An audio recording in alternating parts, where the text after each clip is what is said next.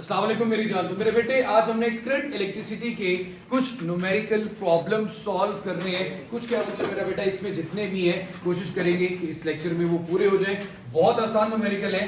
Numerical number 1 की बात करें तो मेरा बेटा न्यूमेरिकल नंबर 1 में a small electric heater has resistance. मैं साथ साथ चीजें लिखता जाता हूं। रेजिस्टेंस मेरे पास 5 ओम है, ये ओम का सिंबल होता है। When the current is in it 2 ampere, electric current I की वैल्यू आपके पास 2 एम्पीयर है। अब R और I आ गए तो what is the voltage required to produce this? V की वैल्यू कैलकुलेट करनी है। अब सबके ज़हन में एक रिलेशन आएगा by using Ohm's law, by using Ohm's law। तो मेरे बेटे बहुत इजीएस्ट और बहुत ही आसान है। सामने चलो। V is equal to I R। I आपके पास 2, R आपके पास 15 मल्टीप्लाई बाय 2 30। तो 30 वोल्ट इसका क्या आ गया मेरा बेटा? आंसर हो गया मेरे बच्चे।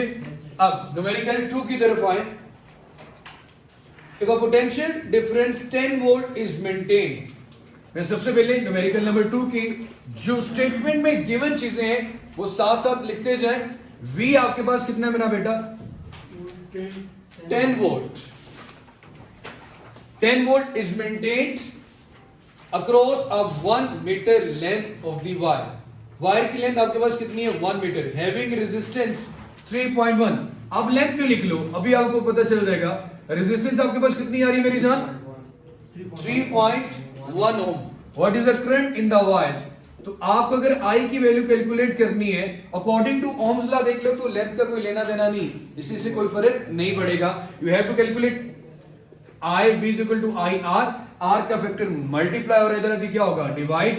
सो V over R is equal to I। V कितना है मेरा बेटा? 10। 10 को डिवाइड करेंगे 3.1 के साथ तो I का जो आंसर मेरे बेटे आपके पास आएगा मेरी जान वो 3.2 एम्पीयर आ गया। कितना आ गया मेरे बेटे? 3.2 एम्पीयर। क्लियर हो गया मेरे बच्चे?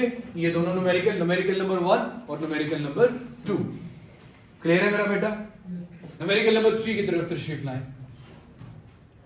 What resistor would have? अब R की वैल्यू कैलकुलेट करनी है। अगर आप गौर करो तो मैं बार बार according to ohm's law use कर रहा हूं मेरे बेटे। इसको मैं रेज कर देता हूं। न्यूमेरिकल नंबर 3 में भी एक पहले में आपको IR गिवन थी तो V कैलकुलेट कर लिया, दूसरे में आपने I कैलकुलेट कर लिया और थर्ड में आपको वो V और I की वैल्यू गिवन और क्या कैलकुलेट करना आपने? R। न्यूमेरिकल नंबर 3 में आपको बता रहा है करंट की वैल्यू आपके पास है 5 मिली एम्पीयर। I की वैल्यू है जनाब 5 मिली एम्पीयर। मिली का मतलब 10 रेज़ की पावर -3 एम्पीयर। करंट की वैल्यू आ गई मेरे बेटे। उसके बाद connected across the terminal voltage कितने मेरा बेटा? 9 वोल्ट। कैलकुलेट क्या करना आपने? R को अगेन आप लिखेंगे by using ohm law, by using ohm's law.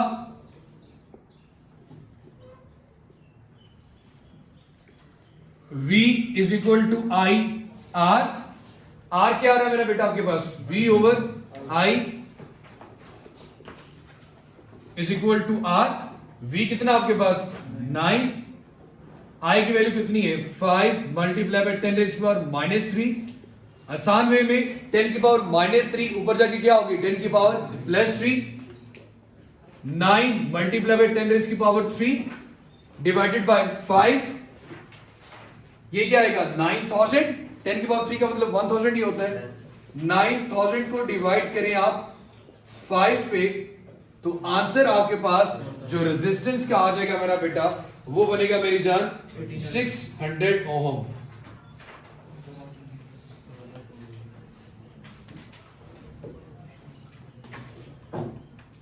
अपनी बुक से जरा कंफर्म कर ले मेरा बेटा। 1800 कितना आंसर आता है मेरे बच्चे? 15 को 1000 15 है 5 नहीं। ये 15 है मेरा बेटा? Yes, अच्छा ओके सॉरी ये 15 है।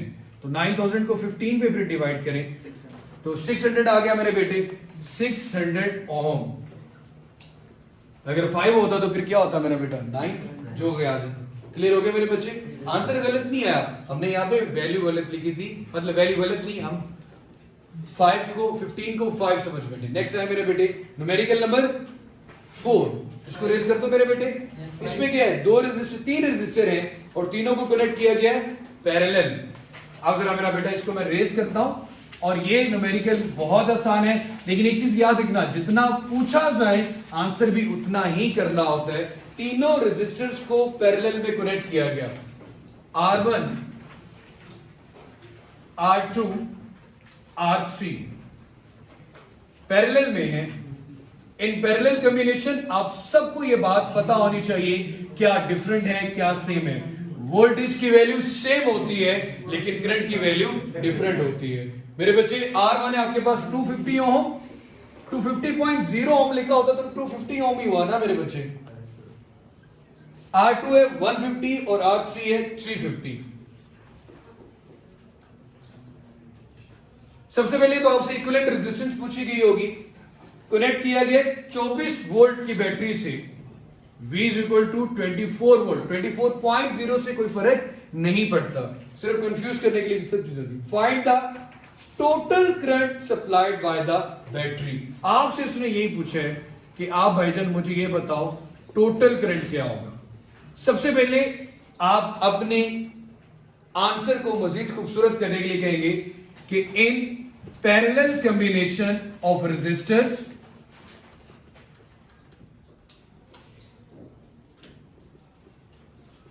V सेम होगा सबके लिए, तीनों रेजिस्टर में वोल्टेज की वैल्यू क्या है, सेम। अब सबसे पहले R इक्विवेलेंट कैलकुलेट करनी हो पैरेलल कॉम्बिनेशन में, क्या फॉर्मूला आता है मेरा बेटा, 1/RE, 1/RE। क्योंकि अगर टोटल करंट कैलकुलेट करना है according to ohm's law, V is equal to R IR, total current करना है तो उसको टोटल वोल्टेज के साथ डिवाइड करना होगा। टोटल रेजिस्टेंस को क्या कहेंगे, R इक्विवेलेंट। तो टोटल करंट कैलकुलेट करना है आसानी से, तो आप ये भी कह सकते हो कि आपके पास I total will be equal to V over R equivalent. किसके को आ जाएगा मेरा बेटा, I टोटल की। और इसके अलावा भी अगर आपने क्या कैलकुलेट करना हो, I1 I2 I3, इन तीनों को ऐड करके भी आप क्या कैलकुलेट कर सकते हैं, टोटल करंट। तो सबसे पहले तो क्या निकालनी है, R इक्विवेलेंट, यहां पे सॉल्व करने जा रहा हूं। अगेन देख लें बेटा, 1/RE है पैरेलल कॉम्बिनेशन में, 1/R1, 1/R2, 1/R3। दो पॉसिबल वेज हैं इस न्यूमेरिकल को सॉल्व करने के, कि एक तो आप इसकी क्या निकाल लें, टोटल या इक्विवेलेंट रेजिस्टेंस कैलकुलेट कर लें, या फिर मेरे बच्चे आप इसमें क्या कर लें, चलो कोई बात नहीं, 1/250 प्लस 1/150 प्लस 1/350। एक तो मेरे बेटे ये फार्मूला है, फिर एक ये V is equal to IR, V over R is equal to I1, V over R1, V over R2, V over R3। दोनों पॉसिबल वे से हम आंसर देखते हैं। यहां पे पहले इसको देख लेते हैं, 250 150, ये लेंथ इसलिए लग रहा है मेरा बेटा क्योंकि इसमें वैल्यू जरा ज्यादा बड़ी है। पहले में क्या आ गया, 150 और 350, दूसरे में क्या आएगा, 250 और 350, थर्ड में आ जाएगा आपके पास 250 और 150। आप मेरे बच्चे के तीनों, सबसे पहले 250, 150 और 350, इन तीनों को मल्टीप्लाई करें, I1 I2 I3, यहां पे तीनों के फॉर्मूले लिख लें, V over R1, V over R2, V over R3।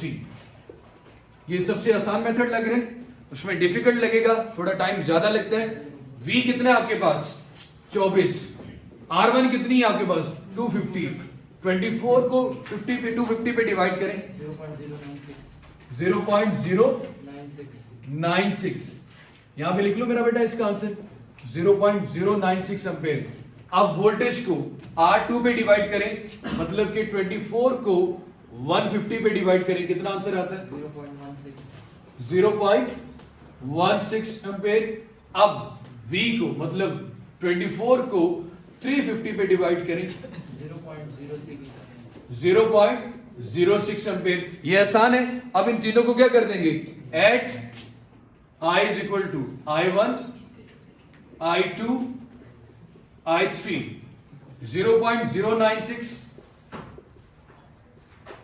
Plus 0.16 plus 0.06, क्या करें यहाँ, क्या आंसर आता है, 0.316 एम्पेयर।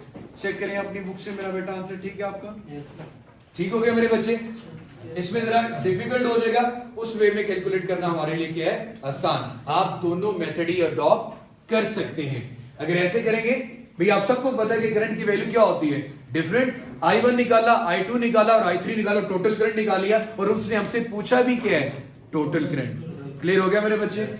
नेक्स्ट आइए जरा, एन इलेक्ट्रिक हेयर ड्रायर, जैसे कि बाल खुश करने वाली मशीन, कितने वोल्टेज की है मेरा बेटा? पहले पावर गिवन है P 1875 1875 वॉट। ये मेरे बेटे आपने नोट डाउन कर लिया आपने? मैं उसको नहीं छेड़ रहा, आप वो वाला जो पोर्शन है उसको आप अपनी तरफ से मेरा बेटा नोट डाउन कर सकते हो, नहीं किया तो भी कर लो। ठीक हो गया मेरे बेटे? अब जरा न्यूमेरिकल नंबर 5, भाईजान पावर है 1875 वॉट। उसके अलावा क्या गिवन है, ऑपरेटिंग ऑन कितने वोल्टेज पे चल रहे हैं, 120 वोल्टेज पे, वोल्ट पे sorry. What is the current flowing through it, I की वैल्यू कैलकुलेट करें। क्वेश्चन नंबर 1, फिर find if air dryer is used for 3 minutes.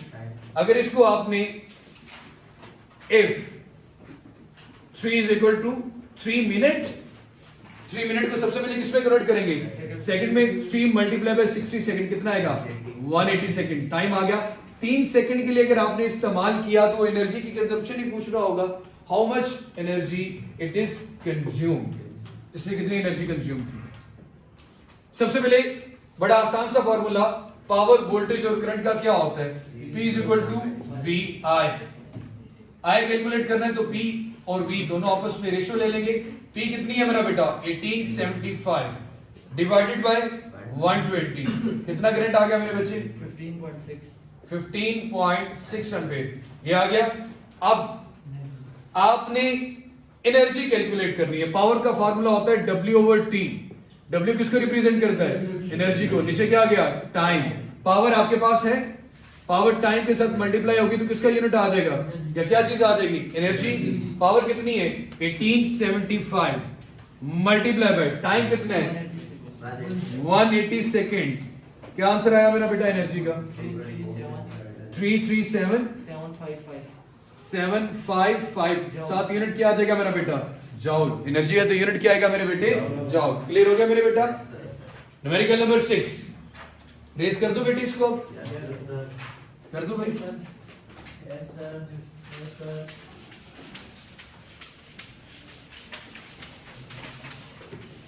इसको भी कर दे बेटे।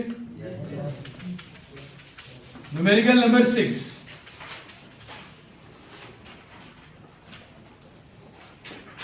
न्यूमेरिकल नंबर 6 में a battery with an EMF 12 volt, मतलब वोल्टेज कितने की बने 12 volt, is connected to a 545 resistor, 545 ohm resistance आ गई।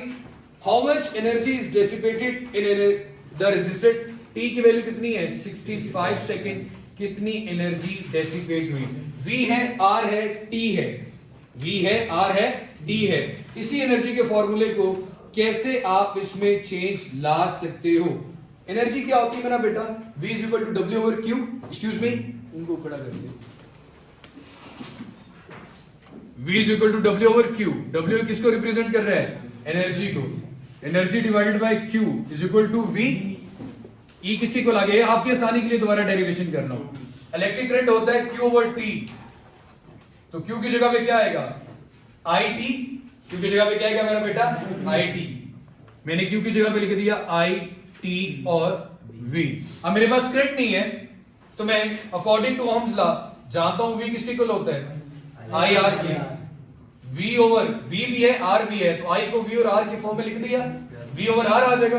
क्या आएगा मेरा बेटा, V over R into T into V, V into V, V square divided by R into T, किसके इक्वल आ गया मेरा बेटा, एनर्जी की। अब गौर देखें, V भी है, R भी है और T भी है। क्लियर हुआ मेरे बच्चे कैसे आया ये, V भी है, R भी है, T भी है। मेन इक्वेशन को मैंने वोल्टेज, रेजिस्टेंस और टाइम में ले आया मेरे बेटे। अब देखिए वोल्टेज कितने हैं आपके पास, 12 का तो क्या आएगा स्क्वायर, R कितना आपके पास 545, T कितना है मेरे बच्चे आपके पास 65, 12 का स्क्वायर क्या होता है 144 multiply by 65 divided by 545। Answer मेरे बच्चे इन स्टेप्स को नोट डाउन कर लीजिएगा ताकि आपके लिए मुश्किल ना हो। कितना आ गया मेरे बेटे आपके पास 17.2 जॉल। एनर्जी है तो यूनिट जॉल ही आएगा मेरा बेटा। इन स्टेप को नोट डाउन कर लिया मेरे बच्चे, कर लेना बेटे। Yes sir. क्योंकि एनर्जी का ये फॉर्मूला हमें पता है, लेकिन हमें अपनी सिचुएशन के, कल भी मैंने जब पढ़ाया था electric energy and joules law, तो मैंने 5 जगहों पे स्टार लगाया था कि ये सारी इक्वेशंस वैलिड है। आपको अपनी सिचुएशन के अकॉर्डिंग वहां पे फॉर्मूला बनाना होगा। अब मेरे बेटे लास्ट रह गया आपके पास, ये मेरे ख्याल में इंक्लूड ही नहीं है। If the unit of electricity cost, मैं बता देता हूं 8.11 रुपीस पर किलोवाट पर यूनिट, मैं बता देता हूं मेरा बेटा कितने पैसे 8.11। पावर कितनी गिवन है आपके पास मेरे बेटे यहाँ पे, what is the cost of 160 what fans, कितने हैं 2, और कितने बल्ब हैं 4 बल्ब, कितने दिन चलते हैं 6 घंटे एक स्कूल में। तो अगर 1 किलोवाट आवर में आप सबसे पहले एनर्जी को लेके आओ, ये किलोवाट आवर किसका यूनिट है, एनर्जी का। अब जरा मैं इस न्यूमेरिकल को बड़े अच्छे से आसानी से समझाता हूं, परेशान नहीं होना, कंफ्यूज नहीं होना, पहले गौर से समझ लेना। सबसे पहले तो ये कॉन्सेप्ट क्लियर होना चाहिए, जब न्यूमेरिकल में या एमसीक्यूज में पूछा जाता है kilowatt hour is the unit of, तो बच्चे जैसे वॉट का वर्ड देखते हैं तो वो डायरेक्टली क्लिक करते हैं पावर पे, जो कि गलत है। मेरे कॉन्सेप्ट देख लें, पावर है work divided by time, work है एनर्जी, टाइम है टी, पी है पावर, पावर का यूनिट होता है वॉट, टाइम का यूनिट होता है सेकंड, वॉट जब सेकंड से हुआ तो ये बन गया जॉल। अगर मैं पावर का यूनिट क्या ले लूं किलो, और टाइम का यूनिट क्या ले लूं आर, टाइम का यूनिट क्या ले लूं मेरा बेटा आर, मतलब आपने प्रीफिक्स यूज कर लिए ना, पावर को वॉट की बजाय किस में ले आए किलोवाट में, टाइम को सेकंड की बजाय किस में ले आए आवर्स में। कोई मसला तो नहीं मेरे बेटे। इवन कि ये क्वेश्चन भी पूछा जाता है 1 किलोवाट आवर किसके इक्वल होता है, 1 किलोवाट आवर, 1 किलो की जगह पे क्या लिख दिया 1000, आर की जगह पे क्या लिख दिया 3600, तो 36 530 और आगे मेरा बेटा। आपको पता है वॉट और सेकंड मल्टीप्लाई होंगे तो जॉल बनेगा, वॉट और सेकंड मल्टीप्लाई होंगे तो क्या बनेगा जॉल। मैं सिर्फ ये बताना चाह रहा हूं कि 1 किलोवाट आवर कितने जॉल के इक्वल होता है। डेसिमल पॉइंट यहां पे शिफ्ट करें, 1 2 3 4 5 6, 3.6 मल्टीप्लाई बाय 10 रेज़ की पावर 6 जॉल, या फिर इसको मैं लिख सकता हूं 3.6 मेगा जॉल। क्या लिख सकते हैं मेरा बेटा 3.6 मेगा जॉल। ये तीनों तरह से एमसीक्यूज पूछा जा सकता है। नोट डाउन कर लिया मेरा बेटा, यस सर। कर ले मुझे।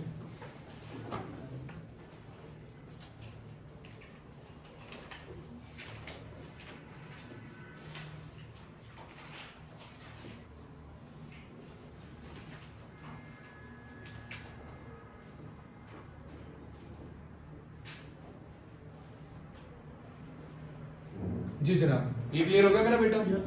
अब जरा गौर कर लीजिएगा, आपका न्यूमेरिकल आपको क्या कहता है, आपका न्यूमेरिकल ये कहता है भाईजान, आपके स्कूल में 2 आपकी क्लास की बात कर लें कि जनाब इसमें 160 वाट का फैन लगे हुए हैं 2, जो दिन में 6 घंटे चलते हैं, और 100 वाट का बल्ब लगा हुआ है जो दिन में 6 घंटे चलता है।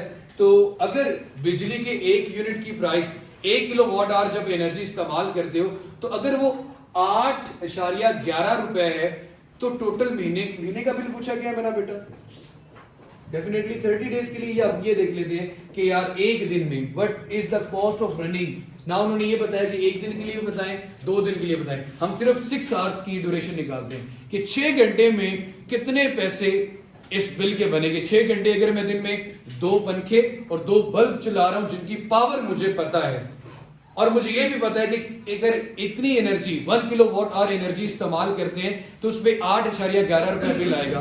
तो एक दिन का बिल हमने कैलकुलेट करना है। तो सबसे पहले मैं इस न्यूमेरिकल को 2 हिस्सों में डिवाइड करता हूं। सबसे पहले तो मैं किसकी बात कर लेता हूं, बल्ब की। बल्ब कितने आपके पास, 2। तो एक बल्ब की जो पैसे आएंगे उसको डबल कर देंगे मेरा बेटा।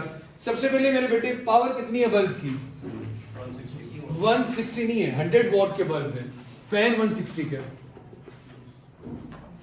बल्ब कितने है मेरा बेटा, 2 है, 4 है, 4 बल्ब है, 4 बल्ब। और ईच बल्ब की पावर कितनी है, 1000 बन जाएगी मेरा बेटा। 4 है ना आपके पास, ठीक है। Electric power, electric power, electric power, electric power. अब मुझे ये नहीं पता कि ईच की उन्होंने बताई है। वेट मेरा बेटा, इसको तो गिवन ही नहीं है ना। 100 तो 400 बन जाएगा मेरा बेटा। खैर 1 बल्ब 100 वॉट के, 4 बल्ब 400 वॉट के। पावर बल्ब्स की हमारे पास आ गई 400 वॉट। कितनी आ गई मेरा बेटा, 400 वॉट। आपने करना क्या है, कितनी एनर्जी कंज्यूम करते हैं उसको सिर्फ आपने पर यूनिट जितनी कॉस्ट है उसके साथ मल्टीप्लाई कर देना है। तो सबसे पहले तो आपको किसकी वैल्यू कैलकुलेट करनी है, एनर्जी की। अभी आपने कैलकुलेट की है कि अगर आपके पास टाइम कितना है मेरा बेटा, 6 आवर्स। 6 आवर्स को आप आर में ही रहने दो क्योंकि उसने किलोवाट आवर में आपको बताया हुआ है 6 आवर्स। लेकिन वॉट को तो किलो में कन्वर्ट करने के लिए 1000 से क्या करना पड़ेगा, डिवाइड करना पड़ेगा। जब 400 को डिवाइड करो मेरा बेटा 1000 से, कितना आंसर आता है, 0.4 किलो वॉट। अब टाइम आवर्स में है, पावर किलोवाट में है। मैं अगेन पावर का फॉर्मूला लिखता हूं। पावर क्या होती है, energy divided by time. Power कितनी है मेरे पास मेरा बेटा, 0.42 किलोवाट में लेके आ रहा हूं ना। और टाइम कितना है, टाइम तरह के मल्टीप्लाई होगा 6 आवर। एनर्जी कितनी आएगी, 0.42 को 6 के साथ मल्टीप्लाई करें तो 0.42 को 6 के साथ मल्टीप्लाई करें कितना है बेटा, 2.52। ये बल्ब के लिए आ गया। अब मेरे बच्चे kilo watt hour energy bulb इस्तेमाल करते हैं, 4 बल्ब दिन में अगर वो 6 घंटे के लिए चले। अब टोटल कॉस्ट निकालते हैं, energy multiply by cost per unit. Energy multiply by cost per unit. 2.52 multiply by 8.11 जिसे आप कहते हो, कितना आता है आंसर, 20.4 रुपीस किसके लिए इस्तेमाल होंगे, सिर्फ और सिर्फ बल्ब के लिए। कितने बल्ब है, 4। उसकी पावर को किसमें लेके आए, किलोवाट में। टाइम ऑलरेडी आवर्स में था, उसको कन्वर्ट नहीं किया। एनर्जी निकाली किलोवाट आवर में, और इस एनर्जी को किसके साथ मल्टीप्लाई कर दिया, कॉस्ट पर यूनिट के साथ। 1 किलोवाट आवर के लिए इतनी एनर्जी है, खुद बता रहा है वो, तो 4 के लिए कितनी होगी, 4 के साथ मल्टीप्लाई कर दो। उसने खुद नहीं बताया आपको कि जी 8.11 रुपीस पर किलोवाट आवर। आपके पास कितने किलोवाट आ रहे हैं, 2.52। तो 2.52 को किसके साथ मल्टीप्लाई कर दोगे, 8.11 रुपीस के साथ, तो आपके पास रुपीस आ जाएंगे 20.4 रुपीस। आगे मेरा बेटा किसकी बात करते हैं आप, फैंस की। 2 फैन है मेरा बेटा, power of 2 fans, 2 multiply by, एक की पावर है 160, तो 2 की पावर क्या होगी, 220। 220 क्या आएगा भाई, 160 सॉरी 320 वॉट। मैंने अलग अलग किए आपके नोट्स पे, उसने दोनों की पावर को इकट्ठा कर दिया है। 400 जमा 320 लिखा होगा, नजर आ रहा है मेरे बेटे? हम इसको अलग अलग करें और एंड में दोनों को क्या कर देंगे, ऐड कर देंगे। पावर ऑफ 2 फैन आ गई मेरे बेटे 320 वॉट। अब वॉट को किस में कन्वर्ट करना है, किलोवाट में, तो 1000 पे क्या कर दिया, डिवाइड, कितना आंसर आया 0.32 किलोवाट। कितने घंटे के लिए चलता है ये भी 6, टाइम क्या आ गया 6 आवर्स। अब क्या निकालनी है, एनर्जी। एनर्जी का मतलब क्या है, पावर को टाइम के साथ क्या कर देंगे, मल्टीप्लाई। 0.32 को 6 के साथ मल्टीप्लाई करें 1.92 किलोवाट आवर एनर्जी आ गई हमारे पास। 1 किलोवाट आवर के लिए कितने है 8.11 रुपीस। अब यहां देखें टोटल कॉस्ट फॉर 2 फैन कितनी आ रही है मेरे बेटे 1.92 मल्टीप्लाई बाय 8.11, बताएं क्या आंसर आता है 15.5 रुपीस। ये किसके लिए आ गया मेरा बेटा, फैंस के लिए। अब टोटल बिल कितना आया आपका, बल्ब ने कितने पैसे दिए 20.4 रुपए लगेंगे आपके, इतना आपको बिल आएगा सिर्फ बल्ब का। और पंखों का कितना आएगा 15.5 रुपीस।